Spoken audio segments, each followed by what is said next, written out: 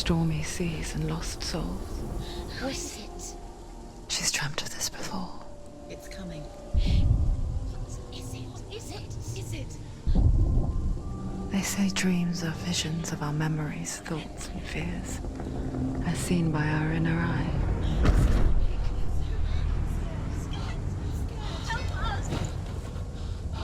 But what if each one of us is always dreaming, even when awake?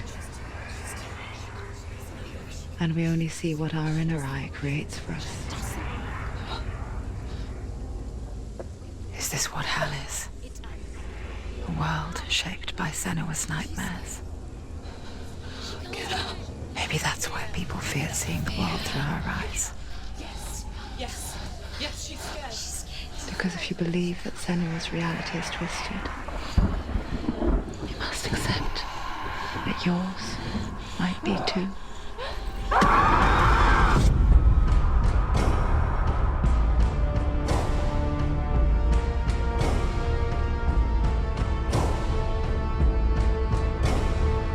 Hellblade: Senua's Sacrifice is a video game about Senua, a Celtic warrior on a vision quest into Viking territory.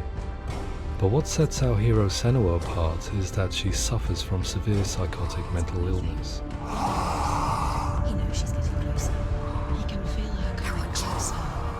She's getting closer. They're watching. The original idea for Hellblade was to create a classic hero's journey, a journey of suffering, but one where the fantasy world is not another planet or alternate universe, but a world that is constructed in Senua's mind.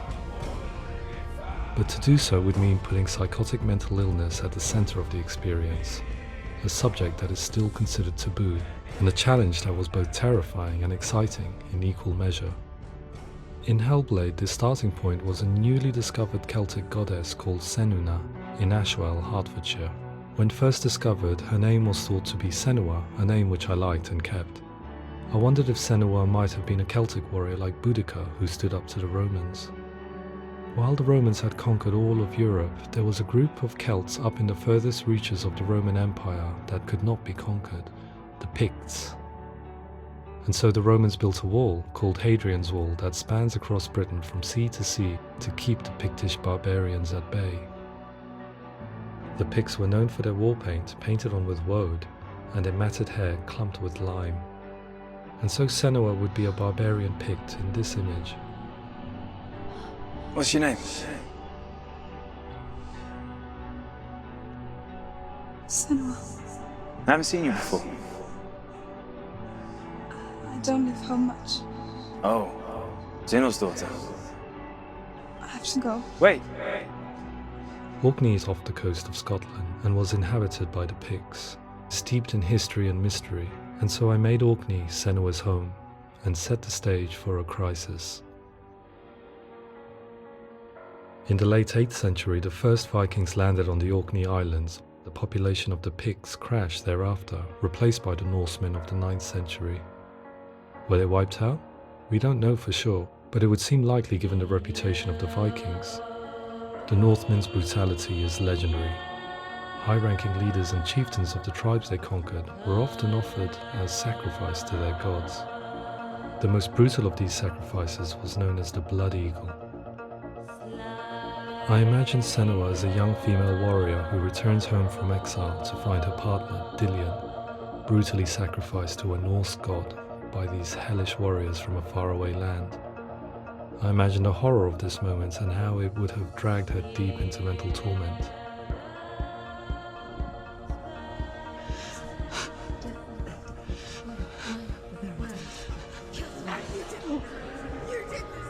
No!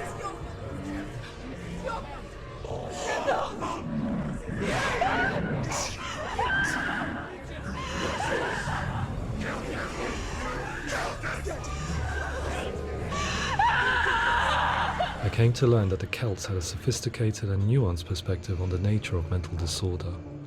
One term they used was Gelt. A Gelt is a man or woman who has been driven mad by a curse, battle trauma, or grief. The Gelt would take to a life in the woods in search of penance, punishment, and purgation. And so Senua became a Gelt, cursed by darkness, looking for redemption in the wilds. Another word the Celts used in reference to mental disorders was druth, meaning fool, or Liar. one who utters the words of God. They tell of the mad sinner who flees battle into exile and takes on a beastly nature, growing feathers on his body. The character called Druth in Hellblade is based on a little-known person called Findan, an 8th century Irish Celt who was captured and enslaved by the Vikings, but eventually escaped to Orkney where he became a monk. I will tell you my stories of hell, if I may walk with you. Upon meeting Senua, it would be his stories that fuel her quest deep into their world of gods. The Northmen say the world will come to an end. The sun will grow black, the earth will sink into the sea, the stars will disappear, fire and water will meet, flames will play against the sky, the heavens and earth and all the world will be burned, all the gods will be dead, and the warriors of Valhalla and people everywhere. Senua, prepare yourself for Ragnarok, for it is nigh. So the stage was set for a new adventure, a journey into the Norse underworld called Hell, a vision quest fueled by madness and myth, a fantasy that was created by Senua's own mind, and one that we would experience through her eyes. This is your mission. This is your quest. There is nothing else left. To make a game about a warrior with psychotic mental illness as its central theme was fraught with danger. Mental illness, such as psychosis, is still taboo and rarely acknowledged in a century of cinema, never mind the new medium of games. Where it does feature, it often conflates psychosis and psychopathy associated with a lack of empathy. It is unfortunate that these two words sound so similar that they are used interchangeably in media. I must admit that I didn't have to look very far to discover my own ignorance of the subject. So we reached out to Paul Fletcher, psychiatrist and professor of health neuroscience at University of Cambridge.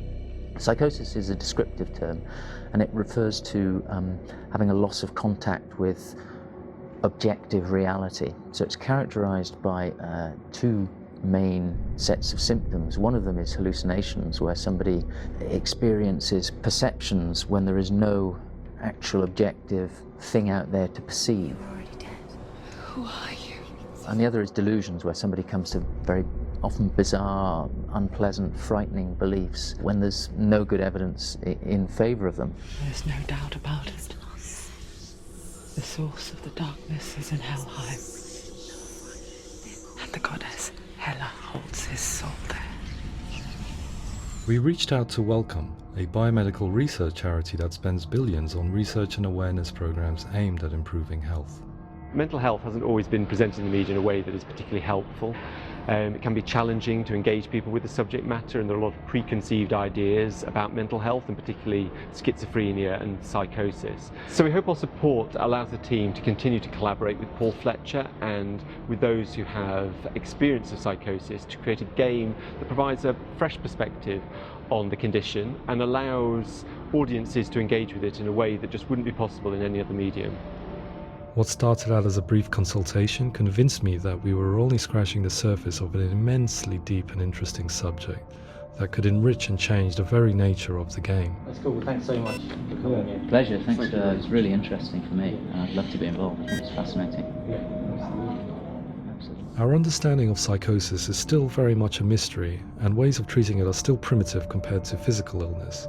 After all, it is easy to see the pain and suffering caused by physical diseases or physical trauma. It is not so easy to see the mental suffering and trauma of severe mental illness. But what if we could find a way to see it? Games are capable of drawing you in for hours on end, playing the role of a character who is different from you, experiencing their perspective, and actively involving you in a world that functions with a different set of rules. That voice is not a command. That voice calls you to your death. It's an evil voice. If we were to represent Senua's psychosis, we would have to simulate voice hearing, a common attribute. But how can we simulate something we have no first-hand experience of? Professor Charles Fernyhough, a leading expert in voice hearing from Durham University, offered his help. Hearing voices is an experience that is usually associated with severe mental illness, and crucially we know that hearing voices is a part of ordinary life for many people who don't meet the criteria for mental illness. Yeah. Oh, that's not him in real life. We know voices vary according to where they appear in space. Voices can appear far away in the distance, they can appear right there in your ear, they can seem to be coming from inside your head. Based on the information Professor Fernie Ho provided, I put together a sound brief and invited some actors to the studio. We recorded the actors using a binaural microphone, which records the 3D spatial position of sound, replicating the way sound is heard by human ears. It gives you an incredible sense that the person you are listening to is right there beside you. Can't see how she's going.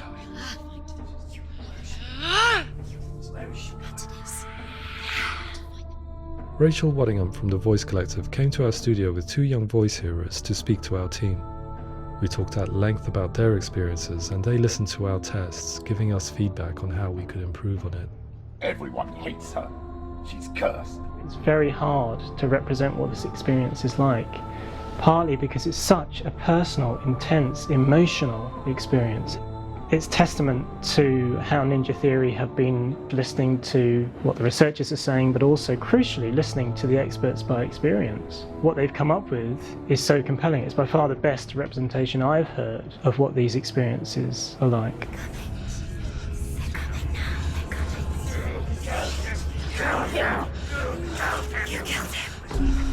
Other common attributes of psychosis are visions and flashbacks.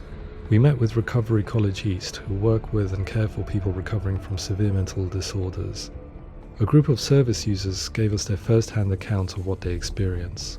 Sometimes when the visions or what we're seeing is too much, it becomes more difficult until eventually we perhaps don't see anything. The people we spoke to, the stories they told, were fascinating, harrowing and mind-boggling.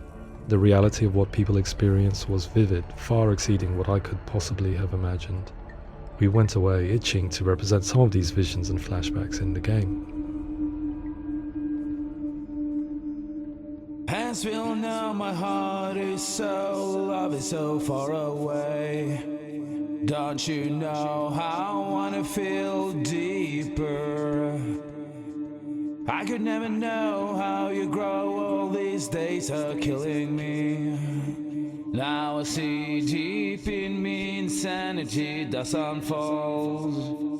I just wanna feel deeper, deeper. I just wanna feel deeper, deeper.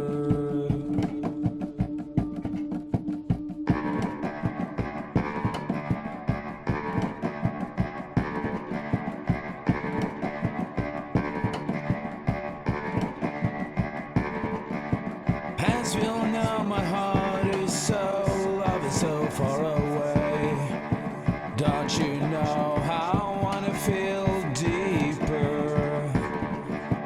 I could never know how you grow, all these days are killing me. Feel like this, read like this, I just wanna live, that's all. I just wanna feel deeper,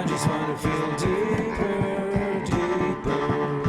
I just wanna feel deeper, deeper.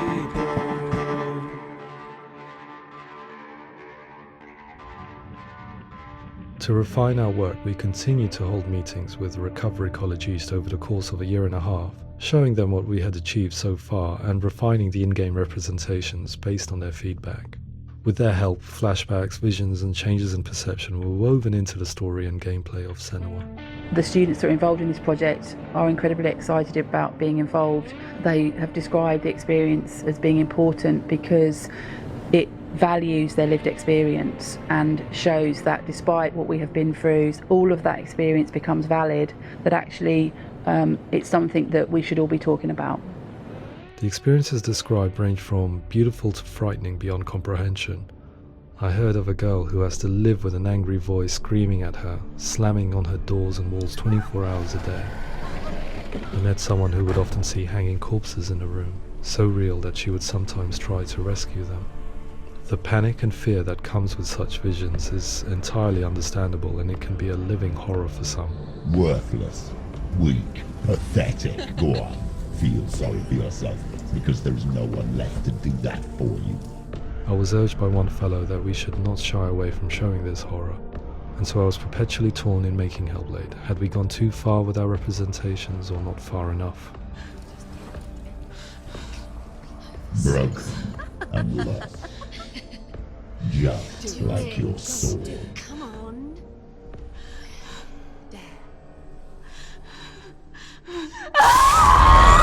In some ways, voice hearing and visions were the low-hanging fruit, so to speak. There's another aspect of psychosis that is much harder to explain, but one that I think video games are uniquely able to represent, which are often called delusions. People begin to see patterns in the world. They begin to link things that most people wouldn't link. Most of the things that we might think would be coincidence or, not worth commenting on. Nevertheless, that might have a particular salience or importance for them. One individual described how everyday words, sounds, colours and objects were steeped in meaning to him, forming a strange and sinister puzzle that he was determined to solve but could not quite get to the bottom of. It's not just brain dysfunction. It's not like the system shut down. It's actually an incredibly creative process. The person creates a world populated with voices and phantasms and terrors, and they're completely immersed in it. They believe in it. We often invite people into the studio to play the game. In one of our playtests, they played through much of the game, making associations between runes, secret messages, and the threat of darkness that stalked them. There are many things that happen in the world of Hellblade that make perfect sense within the context of Senua's mind. The dark rot that's killing her slowly from within, the secret runes of the gods that block her path to Helheim, and strange associations that exist in the game to confuse you. To complete Senua's quest, you have to internalize and accept the logic and meaning behind these things to progress. Afterwards they said that they didn't see much evidence of mental illness in the game. People with delusions of all sorts would argue the same thing, that they are not aware of their experience being abnormal in any way. I need this sword. It's important. Representing perception changes and thinking patterns within Hellblade gives us a set of symptoms common in psychosis. But people with lived experience were keen to emphasize another point, that it is wrong to define a person by their symptoms. Quite often, the illness comes not from the symptoms, but from the stigma, isolation and mistreatment that comes about from the rest of society. They say that I'm cursed. What if they're right? I needed someone to portray Senua, someone who could believably internalize her suffering.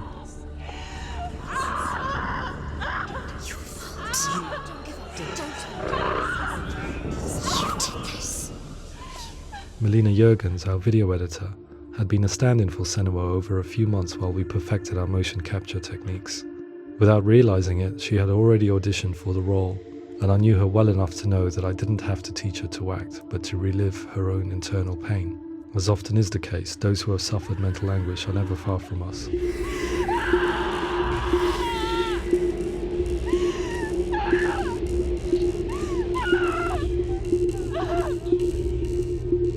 My hope is that by creating a compelling and aspirational character in Senua who feels very much real, albeit in a fantasy setting, we can provide a lens into her reality, a different one to yours, and this is where storytelling comes into play.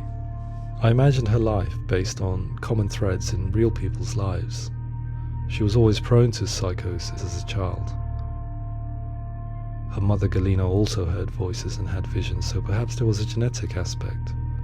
Or perhaps it was cultural, as she lived within a world without science, of gods and a superstition, as exemplified by her druid father Zimbal. Psychosis developed in her late teens to early 20s and was exacerbated by stigma and isolation at the hands of the clansmen and her father. This darkness. It's spreading. The trauma of seeing her lover Dillian sacrificed tips her over the edge, making her remodel her reality around a concept that connects everything: the darkness. So the question, is what Senua experiences real? Can only be answered by saying, yes, it is real. It is her reality. All of her suffering will have been for nothing. It's just a matter of time. Towards the end of the project, service users and professionals that had collaborated with us were invited to see the near-final game. It was a chance to see if the game had reflected their views or if it had misrepresented them. For me, being involved in especially developing Senua's character has been really important, and being able to bring in my perspective and what I see and what I hear and having that built into the game has been a real privilege. It's gritty and it's meaty, and there are some tough subjects in there that are being tackled with honesty.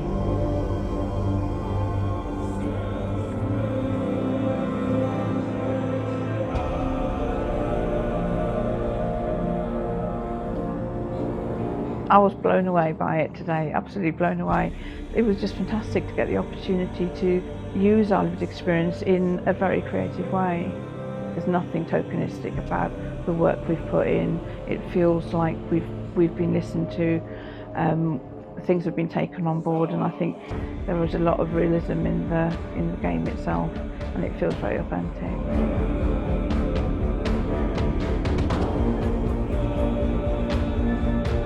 Hellblade will give people a good experience of what it's like to hear voices and have those experiences. I'm glad that the guys at Ninja Theory kind of asked us to come along and help them build an experience that's positive when it comes out, and get myself a copy and have a go.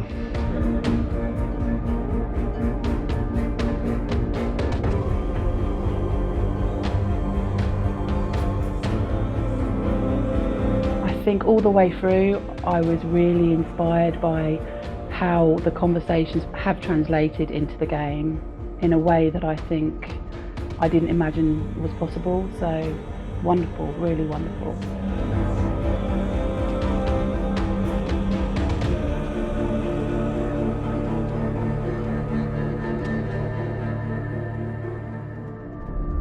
I really hope that others will follow the lead they've set and use the power of something like a video game to change people's perceptions, to increase understanding, and ultimately to make some of the stigma around voice hearing and other experiences go away.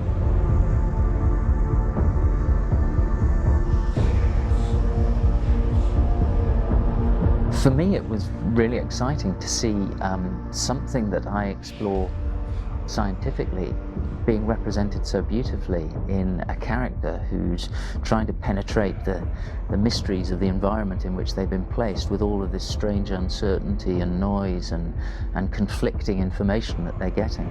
I'm very excited by this way of trying to represent mental illness, because I think it actually might be offering us insights that we wouldn't get from pure scientific explorations, and actually giving us quite an empathic view of what it might be like.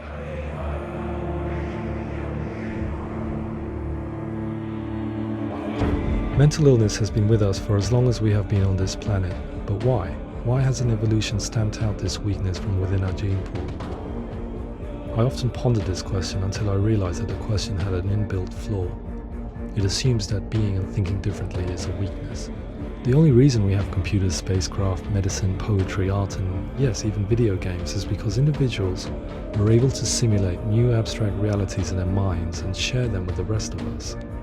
We need people to be willing to see differently in order for us to progress and survive as society. And we need to be open to these new ways of seeing. And it is this spirit that motivated me to create Senua's story and share it with you.